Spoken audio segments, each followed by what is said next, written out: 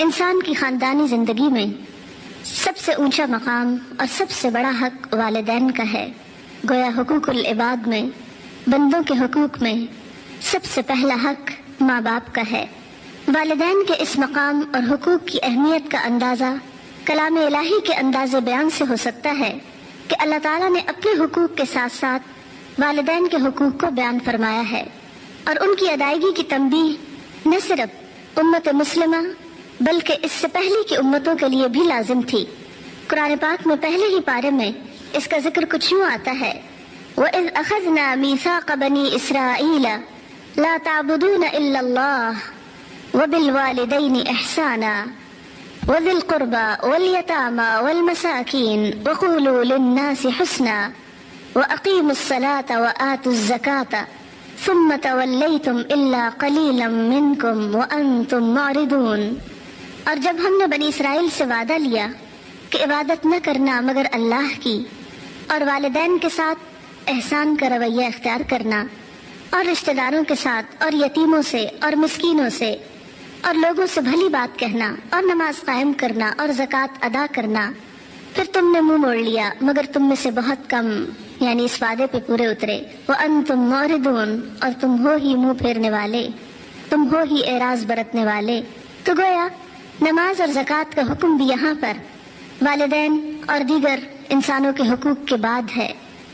وَبِالْوَالِدَيْنِ إِحْسَانًا، اور والدین کے ساتھ احسان کرو گے۔ احسان، اچھا کرنا کسی کے ساتھ۔ ماں باپ کے ساتھ اچھا سلوک انسان کی سعادت کی علامت ہے۔ مخلوق میں سب سے بڑا حق ماں باپ کا ہے۔ حقوق العباد میں پہلا حق والدین کا ہے۔ قرآن پاک میں جگہ جگہ ماں باپ کے حق کو اللہ تعالیٰ کے حق کے ساتھ بیان کیا گیا ہے۔ مثلاً سورۃ بنی اسرائیل میں آتا ہے، وَقَضَىٰ رَبُّكَ أَلَّا تَعْبُدُوا إِلَّا إِيَّاهُ وَبِالْوَالِدَيْنِ إِحْسَانًا، اور آپ کے رب نے فیصلہ فرما دیا کہ تم خدا کے سوا کسی کی بندگی نہ کرو اور والدین کے ساتھ نیک سلوک کرو۔ حضرت عبداللہ بن مسعود کہتے ہیں، میں نے نبی صلی اللہ علیہ وسلم سے پوچھا کون سا عمل اللہ تعالیٰ کو سب سے زیادہ پسند ہے؟ نبی صلی اللہ علیہ وسلم نے فرمایا، وہ نماز جو وقت پر پڑھی جائے، یعنی لیٹ کر کے ڈیلے کر کے نہیں، وقت پر۔ پھر میں نے پوچھا اس کے بعد کون سا کام اللہ تعالیٰ کو سب سے زیادہ محبوب ہے؟ فرمایا ماں باپ کے ساتھ حسن سلوک یعنی احسان، اچھا سلوک۔ میں نے پوچھا اس کے بعد؟ فرمایا خدا کی راہ میں جہاد کرنا۔ تو گویا اللہ تعالیٰ کی عبادت کے بعد جہاد سے بھی بڑھ کر نیکی کا کام کیا ہے؟ ماں باپ کے ساتھ اچھا کرنا۔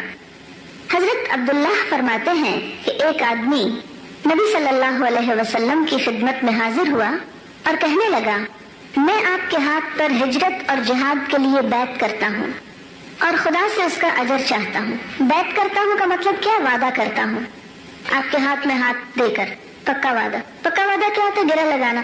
تو جب ہاتھ میں ہاتھ دیا جاتا ہے تو یہ بھی ایک طرح سے گرہ لگتی ہے، تو بیعت بھی اسی کا نام ہے۔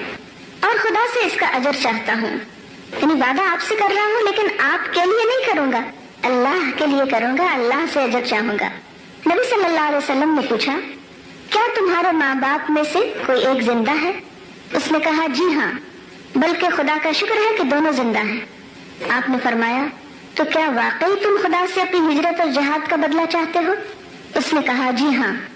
نبی صلی اللہ علیہ وسلم نے فرمایا تو جاؤ اپنے ماں باپ کی خدمت میں رہ کر ان کے ساتھ نیک سلوک کرو۔ حضرت ابو امامہ رضی اللہ تعالی عنہ فرماتے ہیں، ایک شخص نے نبی صلی اللہ علیہ وسلم سے پوچھا، یا رسول اللہ صلی اللہ علیہ وسلم، ماں باپ کا اولاد پر کیا حق ہے؟ ارشاد فرمایا، ماں باپ ہی تمہاری جنت ہیں اور ماں باپ ہی دوزخ ہیں، یعنی جس نے ماں باپ کو خوش رکھا اسے جنت ملے گی، اور جس کے ماں باپ اس سے ناراض ہے تو پھر اس کے لیے جنت میں جگہ نہیں، دوزخ ہے۔ حسن سلوک میں کیا چیزیں آتی ہیں؟ اچھا سلوک کرنا کیا معنی رکھتا ہے؟ کیا کیا جائے؟ کہنے کو تو سب کہتے ہیں کہ ماں باپ کے ساتھ اچھا سلوک کرو، لیکن کیسے؟ تو اس کے لیے نمبر 1 ماں باپ کا شکر گزار ہونا، کیونکہ محسن جس نے احسان کیا ہو اس کی شکر گزاری نہایت ضروری ہے۔ ہمیں دنیا میں وجود ہی ان کی وجہ سے ملا ہے۔ یہ ہمارا جسم ہمیں کیسے ملا، کہاں سے آیا؟ ان کی بدولت۔ ہم میں سے ہر شخص اپنے آپ سے پیار کرتا ہے نا، اپنے وجود کو بہت پسند کرتا ہے۔ کبھی دیکھا کیجئے لوگ شیشہ کتنے شوق سے دیکھتے ہیں۔ بہرحال تو یہ اچھی اچھی شکلیں دنیا میں آنے کا سبب کون ہے؟ والدین۔ پھر وہی پال پوس کر، محنت کر کے، تکلیف اٹھا کے، ہماری نجاستیں صاف کر کے، طرح طرح کے دکھ اٹھاتے ہیں، محنت کرتے ہیں، مشقت کرتے ہیں، اور یہ سب کچھ جو ہماری خدمت کی جاتی ہے یہ بہت محبت کے ساتھ ہوتی، بہت شفقت کے ساتھ، بغیر کسی بیزاری کے۔ اسی لیے پھر ہمارا فرض کیا بنتا ہے؟ انشکر لی ولوالدی، جیسے اللہ تعالیٰ نے فرمایا میرے شکر گزار بنو اور والدین کے شکر گزار بنو۔ شکر گزاری کے بعد اگلی چیز ہے والدین کو خوش رکھنے کی کوشش۔ بالوالدین احسانہ میں خوش رکھنے کی کوشش، یعنی ان کی مرضی اور مزاج کے خلاف ایسی باتیں اور ایسے کام نہیں کرنے چاہیے جو انہیں ناپسند ہو، اور خصوصاً جب وہ بوڑھے ہو جائیں، کیونکہ بڑھاپے میں مزاج میں بہت چڑچڑاپن اور کھردراپن آ جاتا ہے۔ اس لیے اس وقت ان کے رویوں سے جو ناپسند بھی ہوں احسن طریقے سے درگزر کر جانا چاہیے۔ اسی لیے قرآن پاک میں اللہ تعالیٰ فرماتے ہیں اما یبلغن عندک الکبر احدہما او کلاہما فلا تقل لہما اف ولا تنہرہما، اگر ان میں سے ایک یا دونوں تمہارے سامنے بڑھاپے کی عمر میں پہنچیں تو تم ان کو اف تک نہ کہو، اور انہیں جھڑک کے مت بات کرو یا انہیں جھڑکیاں نہ دو۔ حضرت عبداللہ بن عمر کہتے ہیں کہ نبی صلی اللہ علیہ وسلم نے فرمایا خدا کی خوشنودی والد کی خوشنودی میں ہے، اور خدا کی ناراضگی والد کی ناراضگی میں ہے۔ یعنی اگر کوئی شخص اپنے رب کو خوش کرنا چاہے تو کیا کرے؟ اپنے والد کو خوش کرے۔ والد کو ناراض کر کے خدا کو خوش نہیں کیا جا سکتا۔ حضرت عبداللہ ہی کہتے ہیں ایک آدمی اپنے ماں باپ کو روتا ہوا چھوڑ کر نبی صلی اللہ علیہ وسلم کی خدمت میں ہجرت پر بیعت کرنے کے لیے حاضر ہوا۔ اسلام کی خاطر مکہ چھوڑ کر مدینہ آپ کے ساتھ جانا چاہتا تھا، تو نبی صلی اللہ علیہ وسلم نے اس کو اجازت نہیں دی۔ آپ نے فرمایا جاؤ اپنے ماں باپ کے پاس واپس جاؤ اور ان کو اسی طرح خوش کر کے آؤ جس طرح تم ان کو رلا کر آئے ہو۔ یعنی آ جانا، تم ہجرت کر لینا، لیکن انہیں روتے ہوئے چھوڑ کے نہ جاؤ، انہیں راضی کر کے نکلو۔ عام طور پر کیا ہوتا ہے کہ اگر ہم کوئی نیکی کا کام کرنے جا رہے ہوں اور بعض اوقات ماں باپ پسند نہ کرتے ہوں، ہم کہتے ہیں پھر کیا ہوا، اللہ کا حکم ہے نا، انسان کو بس اپنے رب کو راضی رکھنا چاہیے، ماں باپ اگر ناراض بھی ہوں تو کوئی بات نہیں، میں کون سا غلط کر رہی ہوں؟ نہیں، ایون اگر بڑی سے بڑی نیکی کا بھی موقع ہو تو اس میں ماں باپ کو ناراض چھوڑ کر نہیں، ان کو راضی کر کے۔ اور یاد رکھیے ماں باپ کے دل اپنی اولاد کے لیے ہمیشہ بہت نرم ہوتے ہیں، وہ ان کی چھوٹی سی کوشش سے بھی بہت جلدی خوش ہو جاتے ہیں، چھوٹی چھوٹی چیزیں ان کو راضی کرنے کے لیے کافی ہو جاتی ہیں۔ وبالوالدین احسانہ میں اگلی چیز خدمت، پہلی چیز شکر گزاری، دوسری خوش رکھنا، اور تیسری خدمت۔ والدین کی خدمت انسان کو جنت کا مستحق بناتی ہے، اور یہ ایسی نیکی ہے جو انسان کو دونوں جہان کی سعادتوں سے ہمکنار کر کے مشقتوں سے بچاتی ہے، دونوں جہان کی مصیبتوں سے بچاتی ہے۔ نبی صلی اللہ علیہ وسلم نے فرمایا جو آدمی یہ چاہتا ہو کہ اس کی عمر دراز کی جائے، یعنی عمر لمبی ہو، کوئی چاہتا ہے آپ میں سے؟ سبھی چاہتے ہیں۔ اس کی روزی میں کشادگی ہو، یعنی مال زیادہ ہو اس کے پاس، اس کو چاہیے کہ اپنے ماں باپ کے ساتھ بھلائی کرے، احسان کرے۔ یعنی آپ نسخہ دیکھیے ذرا، نسخہ کیا ہے خوشحال ہونے کا؟ ماں باپ کے ساتھ بھلائی اور صلہ رحمی کرے، یعنی ماں باپ کے بعد دیگر رشتہ داروں کے ساتھ بھی اچھا کرے۔ نبی صلی اللہ علیہ وسلم نے فرمایا وہ آدمی ذلیل ہو پھر ذلیل ہو پھر ذلیل ہو۔ لوگوں نے پوچھا اے خدا کے رسول صلی اللہ علیہ وسلم کون آدمی؟ آپ نے فرمایا وہ آدمی جس نے اپنے ماں باپ کو بڑھاپے کی حالت میں پایا، دونوں کو پایا یا کسی ایک کو پایا، پھر جنت میں داخل نہ ہوا۔ یہ صحیح مسلم کی روایت ہے۔ یعنی بڑھاپے کی حالت میں خاص طور پر ان کی خدمت، عام حالات میں بھی ان کی خدمت، ان کی چھوٹی چھوٹی ضروریات کا خیال رکھنا، یہ نہیں کہ جس وقت وہ کہیں کہ مجھے فلاں چیز ضرورت ہے اس وقت اس کو پورا کرنا، بلکہ خود بھی دھیان رکھنا کہ ان کو کس چیز کی ضرورت ہو سکتی ہے اور آگے بڑھ کر وہ ضروریات پوری کرنا۔ ایک شخص نبی صلی اللہ علیہ وسلم کے پاس جہاد میں شریک ہونے کی غرض سے حاضر ہوا، تو نبی صلی اللہ علیہ وسلم نے اس سے پوچھا تمہارے ماں باپ زندہ ہیں؟ اس نے کہا جی ہاں زندہ ہیں۔ فرمایا جاؤ ان کی خدمت کرو، یہی جہاد ہے۔ ویسے جہاد کی بہت فضیلت اور ضرورت ہے، لیکن یہاں پر کیا ہے کہ ماں باپ کی خدمت بسا اوقات جہاد سے بھی افضل ہے، اور خصوصاً ایسے میں جب کہ ان کو کوئی اور دیکھنے والا نہ ہو۔ وبالوالدین احسانا میں والدین کا احترام، خدمت کے بعد احترام، کیونکہ بسا اوقات ہم خدمت کرتے ہیں لیکن موڈ آف کر کے ادھر ادھر منہ بنا لیے، کیوں ہم ہی رہ گئے، ہم کو کام کہتے ہیں کسی اور کو کیوں نہیں کہتے۔ قرآن پاک میں اللہ تعالیٰ فرماتے ہیں وَقُلْ لَهُمَا قَوْلًا كَرِيمًا، اور ان سے احترام کی بات کرو، عزت کے ساتھ بات کرو، ان کا نام نہیں لینا چاہیے، تو کہہ کے نہیں پکارنا چاہیے، شاؤٹ نہیں کرنا چاہیے، ایسا رویہ اور ایسا پوسچر نہیں ان کے سامنے بنانا چاہیے جس سے ان کی بے عزتی کا تاثر ملتا ہو۔ ایک مرتبہ حضرت عبداللہ بن عمر نے حضرت ابن عباس سے پوچھا کیا آپ یہ چاہتے ہیں کہ جہنم سے دور رہیں اور جنت میں داخل ہو؟ ابن عباس نے کہا کیوں نہیں، خدا کی قسم یہی چاہتا ہوں۔ حضرت ابن عمر نے پوچھا آپ کے والدین زندہ ہیں؟ ابن عباس نے کہا جی ہاں میری والدہ زندہ ہیں۔ ابن عمر نے فرمایا اگر تم ان کے ساتھ نرمی سے گفتگو کرو، اگر تم ان کے ساتھ نرمی سے گفتگو کرو، ان کے کھانے پینے کا خیال رکھو تو ضرور جنت میں جاؤ گے، بشرطے کے بڑے گناہوں سے بچتے رہو۔ حضرت ابو ہریرہ رضی اللہ تعالیٰ عنہ نے ایک بار دو آدمیوں کو دیکھا، ایک سے پوچھا یہ دوسرے تمہارے کون ہیں؟ وہ دو آدمی کٹھے تھے تو ایک سے پوچھا یہ ساتھ کون ہے؟ اس نے کہا یہ میرے والد ہیں۔ آپ نے کہا دیکھو نہ ان کا نام لینا نہ کبھی ان سے آگے آگے چلنا، یعنی احترام میں یہ چیز بھی آتی ہے کہ ان سے آگے بڑھ کے بھاگ بھاگ کے ان کو پیچھے چھوڑ کے اور اپنی چال میں بھی ایسی روش اختیار نہ کرنا جس سے ان کے احترام میں کمی ہو، اور نہ کبھی ان سے پہلے بیٹھنا، مثلاً آپ اور والدین اکٹھے کہیں گئے ہیں تو پہلے ان کو بٹھائیں اور پھر اس کے بعد خود بیٹھیں۔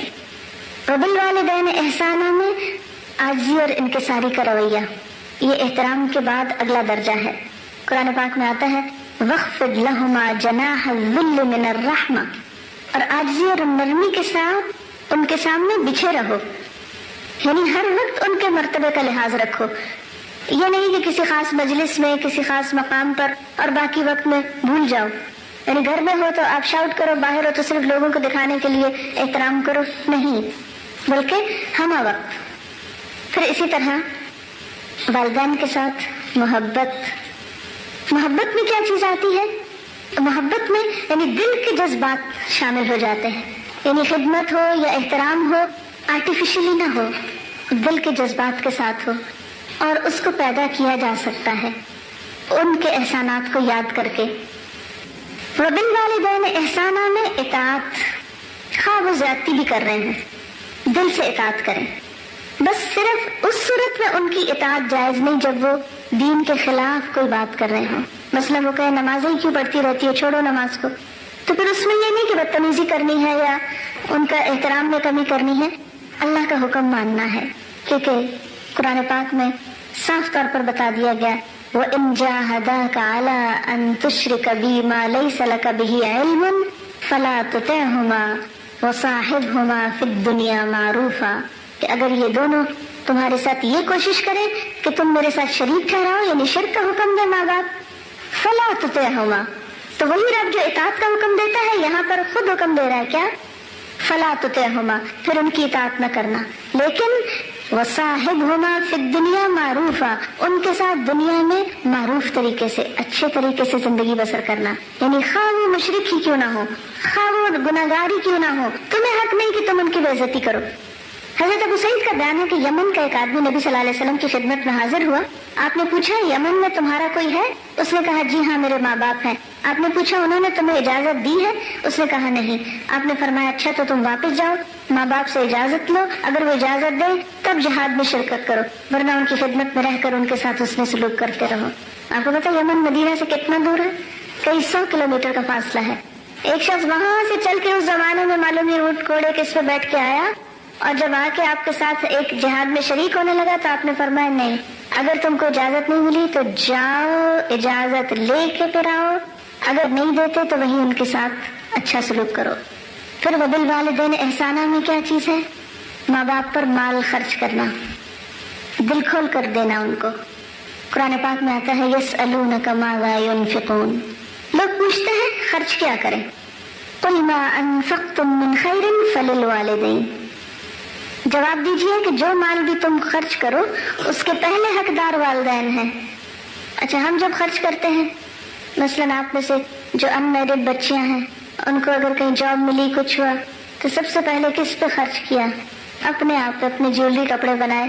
اور اگر ماں باپ نے مانگ بھی لیا تو کہتے ہیں یہ دیکھا عورت پہ تو ہمیشہ سے زیادتی ہوتی آئی ہے, بیچاری کما بھی بیٹھے تو ماں باپ ہی لے لیتے ہیں, یہ تمہارا جہیز بنانا ہے, ایسا کرنا ویسا کرنا. تو وہ جہیز بنانا ہے تو کس کے لیے بنانا ہے؟ وہ بھی آپ ہی کے لیے بنانا ہے ان کو. تو اگر وہ بچوں کے مال میں سے کچھ بچوں ہی کے لیے بناتے ہیں تو زیادتی کی بات نہیں ہے, ان کا حق ہے.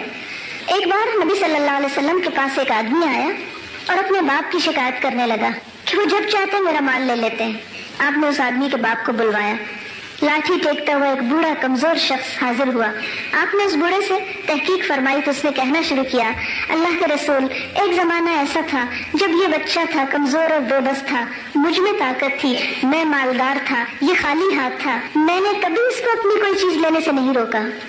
آج میں کمزور ہوں اور یہ تندرست ہے, میں خالی ہاتھ ہوں, یہ مالدار ہے, اب یہ اپنا مال مجھ سے بچا بچا کے رکھتا ہے. جب اس کے پاس کچھ نہیں تھا تو میں تو خوشی سے دیتا تھا, آج اس کے پاس ہے تو یہ مجھے نہیں دینا چاہتا. بوڑھے کی یہ باتیں سن کر نبی صلی اللہ علیہ وسلم رو پڑے اور بوڑھے کے لڑکے کی طرف مخاطب ہو کر فرمایا تو اور تیرا مال تیرے باپ کا ہے. ماں باپ اگر نان مسلم ہو تب بھی ان کے ساتھ احسان کرنے کا حکم ہے, نان مسلم بھی. حضرت اسماء فرماتی ہیں کہ نبی صلی اللہ علیہ وسلم کے عہد مبارک میں میرے پاس میری والدہ آئیں. اس وقت وہ مشرک تھی. میں نے نبی صلی اللہ علیہ وسلم سے عرض کیا میرے پاس میری والدہ آئی ہیں اور وہ اسلام سے متنفر ہیں, یعنی اسلام کو پسند نہیں کرتی, کیا میں ان کے ساتھ اچھا سلوک کروں؟ آپ نے فرمایا ہاں, سلی امکی, اپنی ماں کے ساتھ اچھا سلوک کرو, صلہ رحمی کرو. وبالوالدین احسانہ میں والدین کے لیے دعا کرنا, ان کے احسان کو یاد کر کے خشوع و خضوع سے دل لگا کر دعا کرنی چاہیے. اللہ تعالیٰ نے ایک دعا قرآن پاک میں خود سکھا دی, وَقُلْ رَبِّ ارْحَمْهُمَا كَمَا رَبَّيَانِي صَغِيرًا, اور دعا کرو کہ پروردگار ان دونوں پہ رحم فرما جس طرح ان دونوں نے بچپن میں میری پرورش کی تھی, یعنی جیسے انہوں نے مجھ پر احسان کیا تھا. والدین میں سے ماں کا حق پھر مزید زیادہ ہوتا ہے, ماں کا حق, کیونکہ ماں زیادہ حساس ہوتی ہے, اس کے جذبات زیادہ ہوتے ہیں باپ کے مقابلے میں. اسی لیے قرآن پاک میں اللہ تعالیٰ فرماتے ہیں وَوَصَّيْنَا الْإِنسَانَ بِوَالِدَيْهِ إِحْسَانًا حَمَلَتْهُ أُمُّهُ كُرْهًا وَوَضَعَتْهُ كُرْهًا وَحَمْلُهُ وَفِصَالُهُ 30 شهرًا. ہم نے انسان کو ماں باپ کے ساتھ بھلائی کرنے کی تاکید کی. اس کی ماں تکلیف اٹھا کر اس کو پیٹ میں لیے پھری اور تکلیف ہی سے جنا. پیٹ میں اٹھانے اور دودھ پلانے کی یہ تکلیف کی مدت 2.5 سال ہے. 2.5 سال تک ماں اپنے بچے کے لیے اس قدر تکلیفیں اٹھاتی ہے, اور پھر بسا اوقات ایک نہیں ایک سے زائد بچے ہوتے ہیں, لیکن بچے جب بڑے ہو جاتے ہیں تو ماں باپ کا احساس کرنا بھول جاتے ہیں. حضرت ابو ہریرہ فرماتے ہیں کہ ایک شخص نبی صلی اللہ علیہ وسلم کی خدمت میں حاضر ہوا. پوچھا اے خدا کے رسول صلی اللہ علیہ وسلم, میرے اچھے سلوک کا سب سے زیادہ مستحق کون ہے؟ فرمایا تیری ماں. اس نے پوچھا پھر کون؟ فرمایا تیری ماں. پھر پوچھا, فرمایا تیری ماں. 3 دفعہ آپ نے ماں کی بات کی, اور 4تھی دفعہ جب اس نے سوال کیا تو آپ نے فرمایا تمہارا باپ. تو اس سے کیا پتہ چلتا ہے؟ ماں کا حق باپ کے مقابلے میں بھی زیادہ ہے. ایک اور حدیث میں آتا ہے ان اللہ حرم علیکم عقوق الامہات, اللہ نے تمہارے لیے ماں کی نافرمانی کو حرام قرار دیا ہے, حرام. جیسے روزے کی حالت میں کچھ کھانا کیا ہے حرام، ورنہ کیا ہوگا، روزہ ٹوٹ جائے گا. اسی طرح ماں باپ کی نافرمانی جائز باتوں میں اور خصوصاً ماں کی نافرمانی جائز چیز میں اس کو حرام قرار دیا. حضرت اویس قرنی کا نام آپ سب نے سن رکھا ہوگا. نبی صلی اللہ علیہ وسلم کے دور میں موجود تھے، آپ سے بہت محبت کرتے تھے. ایک روایت میں آتا ہے کہ جب انہیں خبر ملی تھی کہ آپ کا دانت شہید ہو گیا ہے تو انہوں نے اپنا دانت توڑ لیا تھا. وہ کیوں نہیں حاضر ہوئے اتنی محبت کے باوجود کہ ان کی بوڑھی ماں زندہ تھی اور ان کی خدمت کے لیے ان کے سوا کوئی نہیں تھا. تو اپنی والدہ کی خدمت کی وجہ سے وہ حضور صلی اللہ علیہ وسلم کی شدید محبت کے باوجود ان کے پاس حاضر نہ ہو سکے تھے کہ چھوڑ کے جا نہیں سکتے تھے آپ کے پاس. دن رات انہیں کی خدمت میں لگے رہتے.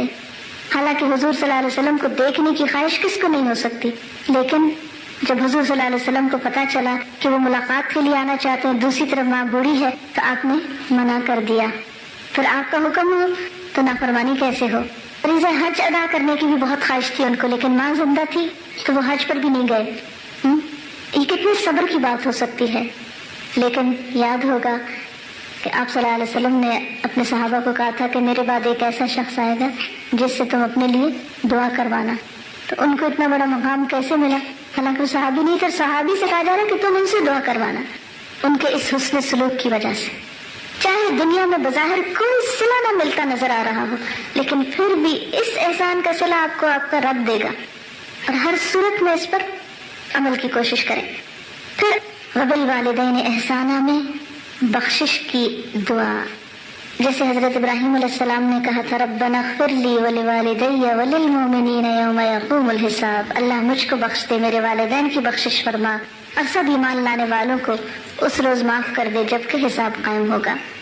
حضرت ابو ہریرہ رضی اللہ تعالیٰ عنہ کا بیان ہے کہ مرنے کے بعد جب میت کے درجات بلند ہوتے ہیں، مرنے کے بعد جب میت کے درجات بلند ہوتے ہیں تو وہ حیرت سے پوچھتا ہے یہ کیسے ہوا، یہ میرے درجے کیسے بڑھ رہے ہیں.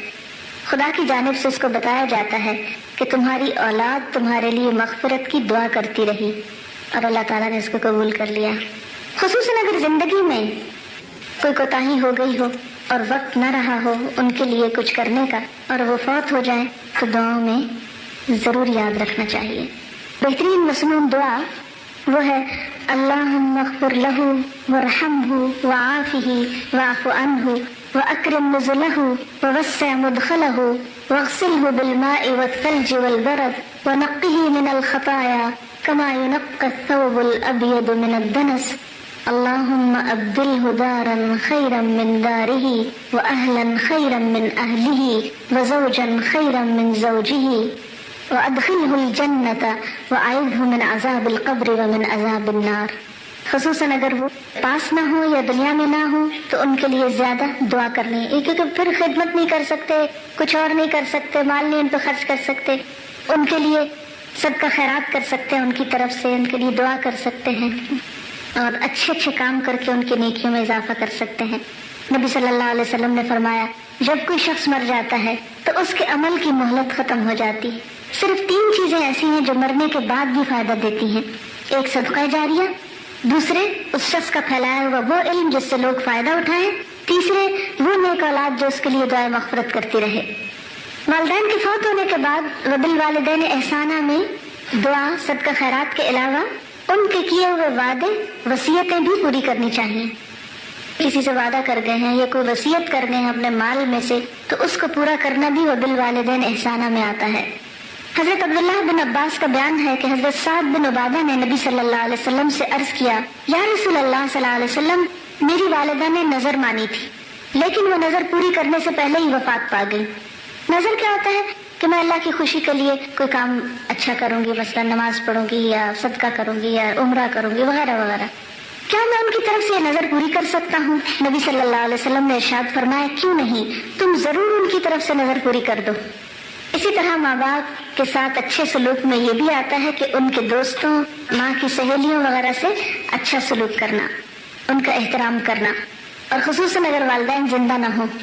نبی صلی اللہ علیہ وسلم نے فرمایا سب سے زیادہ حسن سلوک یہ ہے کہ آدمی اپنے والد کے دوست احباب کے ساتھ بھلائی کرے، ان کے رشتہ داروں کے ساتھ بھی اور ان کے دوستوں کے ساتھ بھی.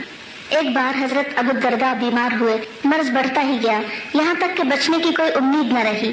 تو حضرت یوسف بن عبداللہ دور دراز سے سفر کر کے ان کی عیادت کے لیے تشریف لے گئے. حضرت ابو الدرداء نے انہیں دیکھا تو تعجب سے پوچھا تم یہاں کہاں؟ یوسف بن عبداللہ نے کہا میں یہاں محض اس لیے آیا ہوں کہ آپ کی عیادت کروں کیونکہ والد بزرگوار سے آپ کے تعلقات بہت گہرے تھے. آپ کو یاد ہے کہ حضرت خدیجہ جب فوت ہو گئی تو حضور صلی اللہ علیہ وسلم کیا کرتے تھے؟ جب کچھ بکری وغیرہ ذبح کرتے تو ان کی دوستوں کو بھی گوشت بھجواتے تھے. حضرت ابو بردہ فرماتے ہیں کہ جب میں مدینے آیا تو میرے پاس عبداللہ بن عمر تشریف لائے. کہنے لگے ابو بردہ تم جانتے ہو میں تمہارے پاس کیوں آیا؟ میں نے کہا میں تو نہیں جانتا کہ آپ کیوں تشریف لائے. اس پر حضرت عبداللہ بن عمر نے فرمایا میں نے نبی صلی اللہ علیہ وسلم کو فرماتے سنا ہے کہ جو شخص قبر میں اپنے ماں باپ کے ساتھ نیک سلوک کرنا چاہتا ہے اس کو چاہیے کہ باپ کے مرنے کے بعد باپ کے دوست احباب کے ساتھ اچھا سلوک کرے. پھر فرمایا بھائی میرے باپ حضرت عمر اور آپ کے والد میں گہری دوستی تھی. میں چاہتا ہوں کہ اس دوستی کو نبھاؤں اور اس کے حقوق ادا کروں. یعنی خونی رشتے تو حق رکھتے ہی ہیں لیکن دوستی بھی کسی مفاد اور مطلب کے تحت یہ وقتی نہیں ہونی چاہیے. مرنے کے بعد اولاد تک کو حکم ہے کہ والدین کی دوستی کو بھی نبھائیں. نبی صلی اللہ علیہ وسلم نے فرمایا تم اپنے آباء و اجداد سے ہرگز بے پرواہی نہ برتو. ماں باپ سے بے پرواہی برتنا خدا کی ناشکری ہے. آپ صلی اللہ علیہ وسلم نے فرمایا اگر کوئی بندہ خدا زندگی میں ماں باپ کا نافرمان رہا اور والدین میں سے کسی ایک کا یا دونوں کا اسی حال میں انتقال ہو گیا تو اب اس کو چاہیے کہ وہ اپنے والدین کے لیے برابر دعا کرتا رہے, خدا سے ان کی بخشش کی درخواست کرتا رہے, یہاں تک کہ خدا اس کو اپنی رحمت سے نیک لوگوں میں لکھ دے. یعنی اگر ہم سے کوئی کوتاہی اور قصور ہو گیا تو اب ہمیں اس کو کیسے کمپنسیٹ کرنا ہے؟ کثرت سے دعا کے ساتھ. میں نے اتنی لمبی بات اس لیے کی ہے تاکہ ہم اپنے ماں باپ کے ساتھ اچھا سلوک کریں, کیونکہ اللہ کے حق کے بعد پہلا حق ان کا ہے. اور جب ہم دین کی طرف آتے ہیں تو میں نے دیکھا ہے بہت افسوس کے ساتھ کہ بہت سے لوگ اور بہت سے ینگسٹرز جو دین کی طرف آتے ہیں ماں باپ کو کوئی چیز ہی نہیں سمجھتے. تو کہتے ہیں تم لوگ تو کچھ جانتے نہیں, تم تو پاگل ہو, تم لوگ نے ہم کو صحیح تربیت نہیں دی اور نہ جانے کیا کیا ذاتی بہت عجیب و غریب قسم کی باتیں دیکھی گئی ہیں. کوئی شخص دیندار ہو ہی نہیں سکتا جو اپنے ماں باپ کا نافرمان ہو, بدتمیز ہو, ہاں وہ کتنا ہی بڑا تہجد گزار ہو. ساری نیکی دھری کی دھری رہ جاتی ہے اگر ماں باپ کے ساتھ جہاں اللہ تعالیٰ فرماتے ہیں اونچی آواز نہ کرو وہاں ہم ان کو تانے دیں اور ان کے دل آزاری کریں اور ان کا خیال نہ رکھیں, یہ کوئی نیکی نہیں. تو ہم سب کو اپنی اس غلطی سے کیا کرنا ہے؟ توبہ کرنی ہے پچھلی کوتاہیوں سے اور آئندہ کے لیے خیال رکھنا ہے. اگر کوئی چیز ناگوار بھی لگ رہی ہے ان کی یا نہیں دل چاہ رہا تو آسان طریقے سے معافی مانگتے ہوئے ایکسکیوز کر. ہم اوروں کو تو کہتے ہیں ایکسکیوز می, ہم کہتے ہیں پلیز, اور جب ماں باپ سے بات کرتے ہیں تو پلیز اور ایکسکیوز می سب بھول جاتے ہیں. کیوں؟ کیا ہمارا حسن سلوک اور ہمارا احترام اور ہماری محبت اور ہماری ساری جو اخلاقی حالت ہے وہ باہر ہی ختم ہو جاتی ہے؟ وہ ماں باپ تک کیوں نہیں پہنچتی؟ اور آخر میں ایک بات اور بھی کہہ دوں گی. ایک تو والدین ہیں جنہوں نے جنم دیا آپ کو, ٹھیک, ایک ہیں جن کے پاس آپ شادی کے بعد جاتے ہیں, ٹھیک, اور وہ ہیں ساس سسر. قرآن پاک میں جہاں نسب کی بات ہے وہیں پر سحر کی بات بھی ہے. سواد ہیرے سحر سسرالی رشتوں کو کہتے ہیں, ٹھیک. ان کے ساتھ بھی یعنی شادی کے بعد اچھی شادی شدہ زندگی کا اصول کیا ہے؟ لڑکی جو ہے وہ اپنے شوہر کے والدین کا خیال رکھے اور لڑکا جو ہے وہ اپنی بیوی کے والدین کی کیئر کرے. پھر آپ دیکھیں کتنے اچھے تعلقات ہوتے ہیں, کیونکہ دو خاندان اگر آپس میں اچھے ہوں نا تو پھر ان کے بچوں کے بھی تعلقات اچھے ہونے لگتے ہیں. لیکن وہ اس کو بڑا بلا کہہ رہا ہے, وہ اس کو جواب میں کہہ رہا ہے, اوپر سے ٹکرا ہوا تو نیچے بھی آ جائے گا. اوپر کا شور نیچے پہنچتا ہے, پھر اس کے اثرات نیچے تک آتے ہیں. نیچے کا شاید اوپر نہیں مگر اوپر کا ضرور نیچے آتا ہے. اس لیے ان والدین کا بھی حق پہچانیے, ان کے ساتھ بھی عزت احترام کے ساتھ بات کیجیے. ایک تیسرے ماں باپ بھی ہوتے ہیں جو استاد ہوتے ہیں. تو استاد جو ہوتے ہیں یہ مانوی والدین کا درجہ رکھتے ہیں, روحانی والدین کا درجہ رکھتے ہیں, اور ان کا بھی عزت احترام اطاعت اور باقی حسن سلوک ان کے ساتھ بھی اور دعا وغیرہ ان کے لیے کرنی چاہیے. کسی نے کہا تھا کہ میرے والدین مجھ کو آسمان سے زمین پہ لائے اور میرے استادوں نے مجھ کو زمین سے آسمان پہ پہنچا دیا, یعنی مجھ کو بلندیاں عطا کی. تو جو لوگ ہمارے ساتھ احسان کرے, حضرت علی رضی اللہ تعالیٰ انہوں نے کہا تھا کہ جس نے مجھے ایک لفظ سکھا دیا میں اس کا غلام ہو گیا, مجھے جہاں چاہے بیچ ڈالے. تو یہ جملہ انہوں نے کس لیے کہا تھا؟ جہاں چاہے بیچ ڈالے کا مطلب ہے جس کام مرضی لگا دے اب مجھے، میں اس کی اتنی اطاعت کرنے کو تیار ہوں.